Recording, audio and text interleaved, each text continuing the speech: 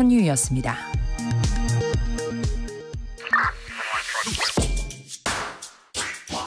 뉴스의 진수를 보여주는 인터뷰 뉴진수. 뉴스의 진수를 보여주는 인터뷰 뉴진수. 시인 정지용은 북에는 소월, 남에는 모걸이라면서 이 후배 시인을 높이 평가했습니다. 구름에 달 가듯이 가는 나그네까지만 들어도 이분을 말하려고 하는구나 아실 것 같은데요. 나그네, 청노루, 이별가, 윤사월 등의 대표작을 남긴 청록파 시인 박목월의 미공개 시 166편이 박목월 시인이 타계한 지 반세기 만에 처음으로 세상에 공개됐습니다. 미공개 시는 박목월 시인의 장남이신 박동규 서울대 명예교수의 자택에서 보관해오던 62권의 육필노트와 또 경주시 독립목월문학관이 소장하고 있는 18권의 노트에 잠들어 있었는데요. 스튜디오에 박동규 서울대 명예교수 그리고 박목월 유작품 발간위원회 위원장인 당국대 우정근 교수 모시고 보다 자세한 이야기 나눠보겠습니다. 안녕하십니까? 안녕하세요. 예, 우리 일단 KBS TV 문화가 산책 또 아침마다 프로그램에서 자주 뵀었던 분이기도 합니다. 오랜만에 또 KBS 나들이라서 반가우신 분은 청취자분들 많으실 것 같은데요. 그래요. 예, 와주셔서 감사드리고요. 현관 들어오려니까 네. 어색하고 그러더니 가만히 보니까 보던 길이더라고요. 네, 눈에 익으셨을 겁니다. 또 며칠 전에 기자회견 자리에서는 아버님이신 이제 박목월 선생님의 미공개 시를 또 공개하셨는데 그때 좀 감회가 깊으시고 남다르셨겠어요. 어떠셨어요? 그래, 남의 시 읽는 거하고는 다르죠. 그렇죠. 또 더욱이나 돌아가신 지가 40년이 지나서 다시 아버님 목소리를 기억하면서 박수원이가 시를 쓸 때 읽으면서 쓰셨거든요. 네네. 그래서 내가 그 목소리를 기억하고 있기 때문에 내가 읽어도 내가 그 소리가 가슴이 먹먹해지는 그런 소리였어요. 또 장남이시고 아들은 또 보통 아버지를 닮잖아요. 그래. 네. 자, 또 노트에는 지난 1936년부터 돌아가시 전까지 이 박목월 선생님께서 한자 한자 이렇게 소리 내면서 써 내려가신 시어들이 빼곡히 담겨 있다고 들었는데 어떻게 그 긴 시간 동안에 수십 권의 육필 노트들이 사라지지 않고 남아 있었을까 이런 게 궁금한데 이게 어머님이신 유익순 여사님이 남모르게 간직해 오셨다고요? 그래, 그게 참 나도 몰랐지만 내가 태어날 때부터 아버님이 일기 비슷하게 쓰시던 그 노트부터 나그네를 쓴 노트에 이르기까지 우리가 잘 생각해 보면 금방이죠. 해방기 있죠, 4.19 있죠, 그다음에 5.16 있죠. 또 6.25 전쟁이라는 큰 전쟁도 있었죠. 우리가 그래서 이사 간 걸 보니까 참 길고 깊다. 내가 경주에서 태어나서 대구로 갔다가 서울로 올라갔다가 서울서 다시 경주로 내려왔다가 서울로 올라갔다가 수목하고 다시 올라가고 이 기나긴 한 국토를 가로지르는 먼 시간 동안 어머니는 돌아가시기 전까지 그 노트를 소중하게 장롱속이나 그 보재기를 싸든가 종이를 싸서 몰래 간직하고 있었던 것이 이제 어머니가 돌아가실 때쯤 됐어야 그게 이제 발견이 된 거죠. 그러니까 이제 잠깐 제가 또 들어보니까 그 유익순 여사님께서 이 습작하다 버리신 그런 메모까지도 허투루 두지 않고 다 이렇게 챙겨두셨다고 들었고요. 그렇습니다. 그 정도로 그 전쟁 동란에서도 남부여대 하시면서 꼬깃꼬깃 잘 챙겨서 좀 모아두셨던 작품인 것 같고. 근데 어머님에 이어서 오랜 세월 동안 육필 노트를 또 보관해 오셨는데 왜 이제서야 아버님의 미공개 작품을 발표하게 된 건지가 궁금합니다. 1차는 한번 조금 한 5권 정도 이제 발표한 적이 있지만 내가 내 힘으로 감당할 수 있는 역량이 안 돼서 내가 이때껏 가지고 있었습니다. 왜냐하면 내 평가를 통해서 아버님의 시가 세상에 나가는 것이 내가 제일 좋은 방법인가. 이 방법의 선택이 문제가 아니겠습니까? 어차피 공개는 해야 되겠지만 그래서 나 혼자서 여러 가지 걱정을 하고 있었지만 그리고 또 이것이 공개한다고 그래서 62권에 들어있는 글자 하나하나를 전부 쳐다봐야 되는 일이라 그것이 나 혼자서는 감당하기 어렵고 더욱이나 그 평가까지는 더 어려워서 그러고 있었는데 이제 아버님이 또 시집을 쓸 때 예. 거기 요 노트에 쓴 시들 여러 편 중에서 한 편을 골라서 시집에 올리고 다른 건 안 올린 것도 있고 네네. 신문에 발표하면서도 이쪽 시는 올리고 이쪽 시는 안 올린 게 있어서 그 평가의 기준에 내가 굉장히 망설였습니다. 그렇죠. 그렇지만 예. 내가 볼 때는 아버님 생각은 어떠시든 간에 사람들이 아버님이 이런 시를 썼다는 사실을 예. 알리는 것이 더 중요하다 생각을 해서 또 아버님의 문학사적인 시적 실험의 작품들이 많이 들어있더라고요. 네네. 그래서 이걸 알리기로 작정을 했습니다. 예, 이수현님, 박동규 교수님 정말 오랜만에 방송에서 뵙네요 하면서 반가워하시고요. 지금 저 우 교수님과 박 교수님은 사제지간이시고요. 또 우 교수님께서 네. 이 미공개 시를 발표하자고 처음에 제안하신 분들한테 맞나요? 네, 맞습니다. 네네. 제가 이 노트를 이제 처음 본 거는 한 30년 된 것 같습니다. 30년 되셨어요? 네. 네. 제가 대학원 석사 1학년 때에 박동선 선생님 댁에 갔더니 그 한 방에 이 보자기에 싸져 있는 게 있었는데 네. 그게 뭡니까라고 이제 여쭤보니까 아버지의 유작품이야 노트야 이렇게 말씀을 하셨고요. 그것이 저한테는 한 30년 동안에 참 미궁의 뭔가의 보물보따리 같은 생각이 계속 들었고요. 그러다가 작년 4월 달에 우연한 기회에 선생님을 뵀을 때에 네. 그 노트 하나 좀 보여주세요 했더니 선생님께서는 함부로 그걸 꺼내는 게 아니야라고 말씀도 하셨어요. 30년 동안 끙끙 앓다가 겨우 말씀드렸는데 그러는 거 아니야 이러셨네요. 그래서 노트가 경주에 독립목을문학관에 있다는 거 알고요. 바로 네. 5월 달에 경주 내려갔습니다. 가서 보니까 18권이 거기 있는 걸 이제 보게 됐고요. 물론 이제 저는 전시 관람 계획으로 갔으니까 그 안에 걸 보지 못했고요. 그런 다음에 마침 경주에 계시는 경주시청 공무원께서 그 안에 노트가 이렇다 설명을 해 주시더라고요. 네네. 그러고 다음에 다시 서울로 올라와 가지고 경주의 노트도 아직 공개가 안 된 걸로 알고 있습니다.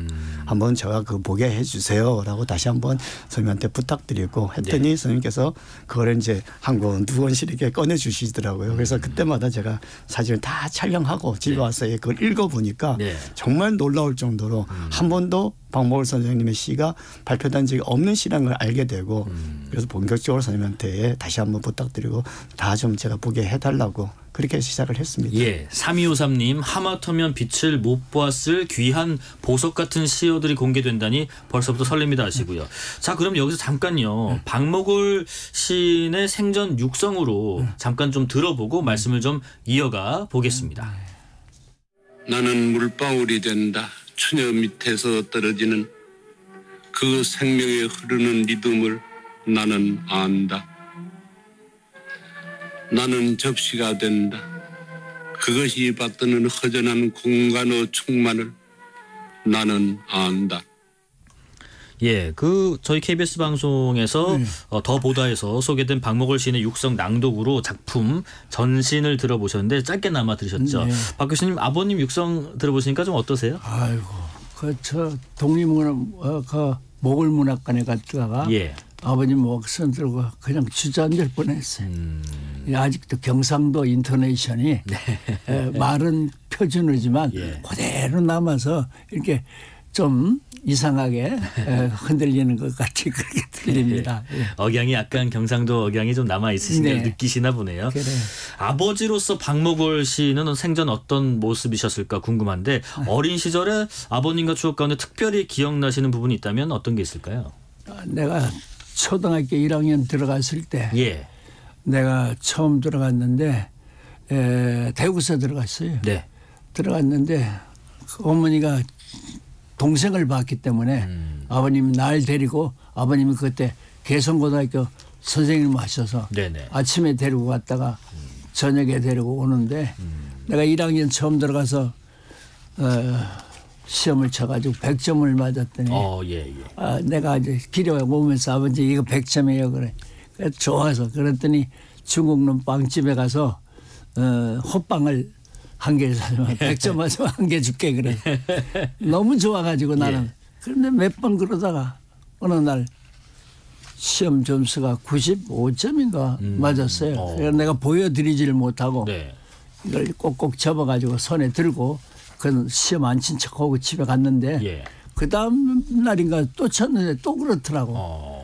근데 이제 내가 손에 이렇게 들고서 어떡할까 그러고 걸어가는데 너 손에 든 거 뭐냐 그래서 네. 아버지 나 100점 못 맞았어.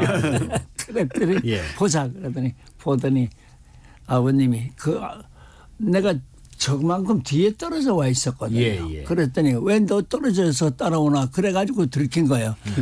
그러더니 아버님이 이 보도블록에서 이 길로 나가서 뒤로 다시 돌아오더니 날 딱 잡더니 이렇게 보더니 그거 95점 맞은 시험지를 딱 들더니 예. 이렇게 보더니 앉아요. 앉더니 내 키에다 맞춰놓고 어깨를 다 잡더니 아버지가 뭐라고 하시던가요? 이놈아 100점 맞아도 내 아들 90점 맞은 내 아들 빵점 맞아도 내 아들이다. 그리고 호빵 사셨어요? 빵 먹고 싶으면 언제든지 말하라. 예. 참 따뜻한 아버님의 그 성품을 좀 느낄 수가 있는데 근데 아버님께서 6필로트에서도 엿볼 수 있지만은 일기는 물론이고 직접 가계부까지 쓰실 만큼 이 기록에 진심이셨던 분이라고 들었는데 아버님이 책상에 앉아서 뭔가를 쓰고 계신 모습은 뭐 거의 매일같이 보셨겠어요. 그 가계부가 쓰여진 시기가 아마 내 생각에 70년대 우리가 제일 어려울 때였어요. 네네. 그런데 그 가계부를 내가 요번에 이렇게 공개하면서 텔레비전에 보여드렸더니 어때 가계부에 저 우 교수가 제일 펴놓은 것이 제일 칸에다가 동규 돈 준 얘기가 있어요. 보다가 기절 촉봉을 해가지고 그 정도로 디테일하게 쓰셨네요.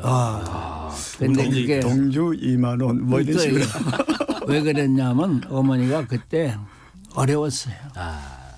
어려웠어요. 네네네. 누가 집 유리창도 못 달고 비닐로 이렇게 해가지고 집 지었는데 원료로서 그래가지고 돈 뜯겨가지고 이걸 비닐로 잡고 겨울철을 날 그 시기였다 생각이 들어요. 예.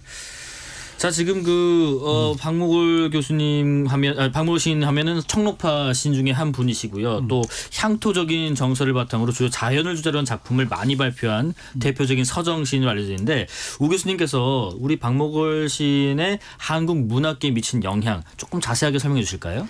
네. 조지훈, 박두진, 박목월 세 분이 청록파라는 파를 만들었지만은 그 전에 먼저 청록집을 만들면서의 세 분이 만나게 됐는데요. 그 청록집을 만들게 된 계기도 사실은 정지용 선생이 먼저 있었고요. 정지용 선생님이 북에는 소오리가 있고 남에는 모오리가 있다라고 말씀하실 정도로 굉장히 강한 어떤 서정시의 본령을 얘기하고 있다라고 얘기하면서 그러면서 이 세 분이 모여가지고 이제 청록 시집을 만들었죠. 청록집을 만들었죠. 그 이후에 저희들한테 미친 영향은 어떻게 보는다면 한국 서정 문학의 김소월부터 이어지는 정통적인 어떤 서정 문학을 본령을 얘기하고 있다. 그런데 거기에서도 가장 중요한 것이 자연과 풍경을 얘기하고 있는데 자연 풍경을 얘기하면서의 목가적이고 낭만적인 분위기가 아니라 존재론적인 문제를 얘기하고 있기 때문에 그 속에서의 참된 내가 누구인가라는 문제를 항상 던지고 있었어요. 그러면서 단순하게의 시어가 갖고 있는 문제가 가볍다기보다는 그 속에 있는 사람이 뭔가 어떻게 살아야 되는 건가라는 얘기를 던지고 있고요. 그리고 그 속에 있는 그 시가 가지고 있는 가장 중요한 음악성을 정말 기가 막히게 운율과 리듬을 살렸는데 이 운율과 리듬을 살릴 수 있었던 가장 중요한 계기는 처음에 동료 시인으로서 시작했기 때문에 그 운율과 리듬이 진짜 기가 막히게 잘 들어가 있는데 두 번째에 미 발표된 시집을 열어보니까 거기에마저도 장시가 있는데 장시마저도 운율과 리듬이 있습니다. 이런 것들은 아마 지금까지 나와 있는 문학 박목월 시 전집에도 없던 작품들이라서 이번 기회에 발표가 되면은 많은 문학 애호가들한테 박목월 선생님에 대한 새로운 평가를 하게 되지 않을까라는 생각이 좀 듭니다. 이순환님, 박 교수님 아버님과의 추억을 말씀하실 때 너무 행복해 보이시네 하시고요. 4222님, 박목월 시인님의 목소리를 들어서 영광입니다. 감사합니다 하시는데 아까 그 동규 2만 원까지 쓸 정도로 가계부에 진심이셨던 어떤 생활 시인의 면모를 잘 보이셨던 우리 박목월 시인님의 미발표작 과실의 시라는 게 또 있거든요. 이 시는 이번에는 우리 박목월 선생님 목소리보다 KBS 이상호 아나운서가 또 더빙한 목소리로 또 잠깐 그래요. 듣고 말씀 이어가 볼까 합니다. 과실의 시. 날로 고가라는 처참한 박목월 일가의 가계부 위에 큼직한 운명의 바위가 자리 잡는데 어린 것을 조부모께 맡겨야겠군. 사변 후 두 번째의 완패. 그런 어느 날 거리에서 문득 바라보는 과일 가게는 유난히 빛나고 화려하고. 예, 과실의 시라는 시를 이상호 KBS 아나운서의 목소리로 들어보셨고요. 지금 우리 박동구 교수님께서는 그 기자회견 며칠 전 하셨을 때요. 참 한 소절 기자들이 좀 읽어주십사 했는데 떨려서 못 읽겠다 그러셨어요. 근데 이번 기회에 저희가 이제 박목월 시인님 목소리 들었고 또 KBS 아나운서 목소리 들었고 이번에는 그 교수님께서 추천해 주신 밤 정거장 이 밤 정거장 한 소절을 좀 낭독을 부탁 좀 드리겠습니다. 그래요. 예, 한번 들어보겠습니다. 밤 정거장입니다. 밤 정거장 박목월. 너무나 먼 길을 나는 방황했다. 그리고 어느 날 나는 이 적은 정거장에 내렸다. 내 트렁크는 뉘우침으로 때가 저린 헌옷까지 이미 눈물은 손수건에 흘러버리고 없었다. 그러나 그 정거장은 여전했다. 대합실에는 어머니가 마중 나와 계셨다. 예, 그리고 뒤에 나무 부분 제가 좀 이어서 읽어보겠습니다. 밤하늘같이 수심겨운 어머니의 얼굴. 나는 차표를 주고 개찰구로 나왔다. 반성의 먼 여로를 끝내고 어머니와 나란히 밤길을 가면 내가 본 레일 위에 달빛이 빛났다.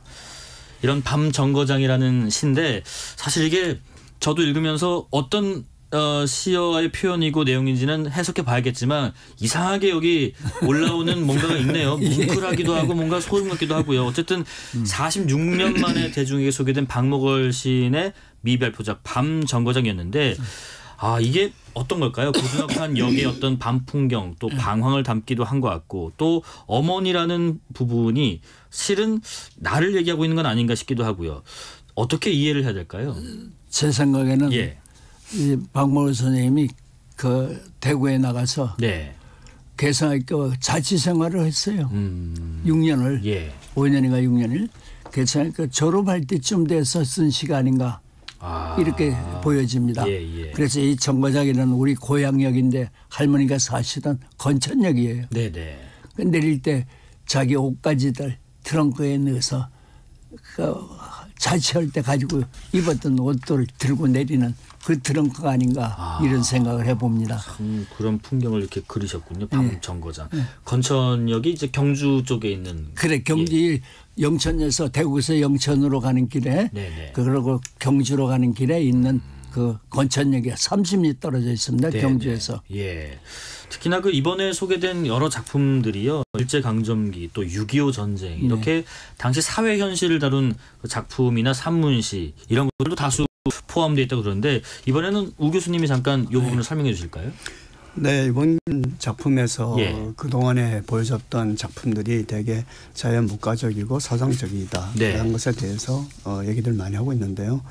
서정적인 것은 어느 작품이나 소재라든가 배경이 어떤 작품이 있더라도 서정적인 건 사실입니다. 그런데 소재가 좀 다양하게 있다는 점을 알게 됐고요. 그중에서도 6.25 전쟁의 참혹함, 해방의 기쁨 그리고 새로운 시대가 열리고 있는 것에 대한 그런 시대를 많이 노래하고 있다는 것을 이번 주에 새롭게 알게 됐습니다. 예. 그러면 이번에는요. 우 교수님 목소리도 한번 좀 들어볼까요? 우 교수님 목소리로 박목월 선생님의 유작 중에서도 방문이라는 작품을 좀 들어보겠습니다. 초인종을 눌렸다. 안에서 벨은 길지도 짧지도 않게 울렸다. 하인이 나왔다. 나는 손님이었다. 음적실에서 기다렸다. 복도에서 끌리면서 가까워오는 신발 소리. 차가 나왔다. 담담한 시간이 물기으로 피어올랐다. 찻잔을 들었다. 한 모금 마셨다. 쓰고도 향기로운 우롱차 한 모금씩 마셨다. 의자에서 일어났다. 길지도 짧지도 않게 들간에서 구두끈을 메었다. 당하지 않게. 수련되는 불의 정령 그것이 실수였다. 볼은 달아오르지 않아야 했다. 돌에서 살아나는 숨결 그것이 실수였다. 돌은 돌의 분수를 지켜야 한다. 돌에서 살아나는 핏줄 그것이 실수였다. 돌을 돌로서 굳어져야 한다. 환한 눈 그것이 실수였다. 눈에는 커튼을 쳐야 한다. 울리는 천상의 선율 그것이 실수였다. 귀는 절망으로 막혀야 한다. 울렁이는 세계 그것이 실수였다. 이제는 내 안에 내가 앉아야 한다. 이제는 늙어야 한다. 예, 방문이라는 시를 우리 우 교수님께서 낭독해 주셨는데 낭독의 발견 아니고요. 뉴스레터 K 시사 프로그램 맞습니다. 지금 시어 보니까요. 그것이 실수였다. 이런 부분도 반복되고요. 또 소재나 내용도 좀 기존에 알던 것과 좀 다른 것 같기도 한데 저희가 기존에 알던 박목월 선생님의 시랑은 조금 다른 느낌을 받아야 되는 게 맞는 건가요? 네. 저는 이 시를 추천한 이유는 제가 이 시를 아침 한 8시 경정 돼서 네. 읽었을 때요. 네네. 저도 모르게 눈물이 나왔습니다. 그랬던 이유가 이 시가 한 편만 이렇게 되는 게 아니라 연작처럼 돼 있는데요. 겨울 음접실, 폐문, 신방, 방문 이렇게 이어지는 시들이 제목들이 거의 비슷한 내용으로 되어 있습니다. 네. 그럼 여기 속에서의 시적 화자는 어떤 특정한 대상을 앞에 놓고 있는 것이 대안을 나누는 것이 아니라 자기 자신의 모습을 하나 투영시켜 놓고 그 속에서의 내 자신을 발견하는 모습을 보고 있다고 생각하니까 네네. 저도 모르게 눈물이 나오더라고요. 그러셨군요. 자, 우리 박동 교수님, 우리가 본질적인 어떤 질문을 드리고 싶은 게요. 이 시들을 참 이렇게 들으면 뭔가 와닿고 굉장히 의미가 있고 좋은데 왜 당시에는 발표를 안 하셨을까? 어떤 문학적인 완성도를 고려하셨을까? 왜 그럴까 싶은데 교수님은 그 이유가 뭐라고 짐작되세요? 이제 예를 들어서 박목월 선생님 시집을 많이 내질 않았어요. 그래 뭐 한 5년이나 10년 만에 한 번씩 냈는데 그 내릴 때 그 시집의 일관성이 있지 않습니까? 이번 시집의 주제는 청담이라면 청담 이런 것에 대해서 하나의 테마의 주제의 일관성을 가지고 그것을 뽑아서 올려놓고 식용량이 비슷한 걸로 정리해 가지 않았나. 그래서 이런 실험적인 시 같은 이런 시들은 따로 생각하고 계셨기 때문에 그러지 않았나 그런 생각이 듭니다. 예, 지금 이번에 공개된 시들을 계기로 박목월 시인에 대한 어떤 문학사적인 어떤 재평가 또 추가 연구도 필요하다는 얘기도 벌써부터 나오는데 보다 구체적으로 어떤 부분에 좀 주목을 해야 될까요, 교수님? 내 생각에는 박목월 선생님 시는 청록파 시대의 자연과의 만남에서부터 인간과의 만남으로 변해오는 과정이 있습니다. 그다음에 이 인간 안에서의 내면 세계와 외면 세계 그리고 자아와 이제 밖으로 드러난 자아와 속에 들어있는 자아 우리가 이게 이런 것에 대한 자기 둘레의 과정으로 확대돼가는 과정이 또 하나 더 있고 그다음에 이제 여기서부터 이제 신으로 가는 신과의 대화의 신앙생활의 이야기가 그다음에 이어지리라 생각이 됩니다. 어떤 소재의 변화 또 자아의 내면과 외면의 어떤 대화 그리고 이제 신앙적으로 가는 그런 부분들을 좀 구체적으로 주목하면 좋겠다는 말씀하셨고요. 우 교수님 지금 박목월 선생님의 미발표 작품들 읽고 싶은 분들이 참 많으실 것 같은데 시집으로 출간이 되는 건가요? 제가 이 자리에서 말씀을 드린다면은 시집 출간은 당분간은 좀 하지 않을 생각입니다. 아, 그래요? 그 이유는 제가 이 6필 원고로 되어 있는 시를 맨 처음에 접했을 때 느꼈던 그 전율감은 정말 제가 평생 잊지 못할 하나의 좋은 감성이라는 생각 들거든요. 그 사람들한테도 6필 시가 가지고 있는 그 감성을 느끼게끔 해줄 수 있는 방법을 저희들이 지금 찾고 있습니다. 그 방법을 이제 조만간 이제 글론이 나오면은 그 6필 시 원고 자체를 사람들한테 보여주는 그 방법을 좀 강구해 보려고 합니다. 예, 사실 뭐 요즘에 굉장히 뭐 소통도 빠르고 모든 첨단 기기가 동원돼서 서로의 이런 반응도 빠른 시대에서 사회 전체로 봤을 때 오늘날 시의 위상이라는 게 뭘까 또 생각하게 되고요. 또 박목월 시인의 이런 미발 표시가 공개된 것을 계기로 시와 또 시인에 대한 관심은 조금 높아졌을 것 같은데 그런 의미에서 왜 시를 읽어야 될까, 박종훈 선생님? 제가 시의 또 하나의 기능에 예. 구원이라고 하는 말도 씁니다. 네네. 예를 들어서 자기를 구원하는 힘. 구원하는 힘. 예. 자기가 누구이고 자기가 어떤 것이고 그리고 자연 안에서의 자기를 어떻게 하나의 인간으로 구원해서 새로운 사람으로 만드느냐. 이런 것에 시가 역할을 하고 있고 네. 또 하나는 시를 통해서 우리들이 서정적 자아라는 자기 소개드리는 감성적 자아의 발견을 통해서 또 다른 구원의 양식을 찾아갈 수도 있지 않겠나 이런 생각을 해봅니다. 네, 우 교수님께도 한번 들어볼게요. 우리는 왜 시를 읽어야 될까요? 저는 시 전공자가 아니어서 예. 잘 모르겠습니다만은 예. 저는 소설 전공자이기 때문에요. 그렇지만은 시를 읽을 때 왜 저한테 물어보겠습니다. 너는 왜 시를 읽니?라고 한다면은 시를 읽으면서의 제 몸속에 있는 거, 정신 속에 있는 새로운 감성을 많이 발견하게 됩니다. 네네. 어떤 장면에 어떤 시 대목에서 좋아하고 싫어하고 하는 것을 몸으로 느끼고 있고 그걸 그냥 그대로 정신세계로 이어지면서의 시가 가지고 있는 그 음악성과 그 정신세계는 인간의 좀 더의 내면적 세계를 풍요롭게 만들어줄 수 있는 좋은 어떤 문학 장르라고 생각 들고요. 다만 그 문학 장르를 예. 이런 좋은 장르를 어떻게 사람들한테 쉽고 대중적으로 많이 알려지게 될까에 대한 고민은 사실은 좀 많이 하고 있고요. 네네. 이 시적인 이 음악성이 노래 가사로 만들어져서 많은 사람들한테 대중적으로 음악으로 활용되고 있는 사례들이 굉장히 많지 않습니까? 네. 박목월 선생님도 한 40곡 이상의 가곡으로 만들어졌고요. 이렇게 된다면은 한 시를 통해서의 사람이 가지고 있는 감성을 발견하는 좋은 예술 장르가 되지 않을까라는 생각이 듭니다. 예. 마지막으로 박동 교수님, 아버님의 유작을 공개하시면서 특별히 당부하시고 싶은 말씀이 있으시다고 들었는데 청취자 여러분께 말씀 부탁드리겠습니다. 예. 가슴으로 시를 읽어야 된다고 말씀하시더라고요, 아버님이. 네네.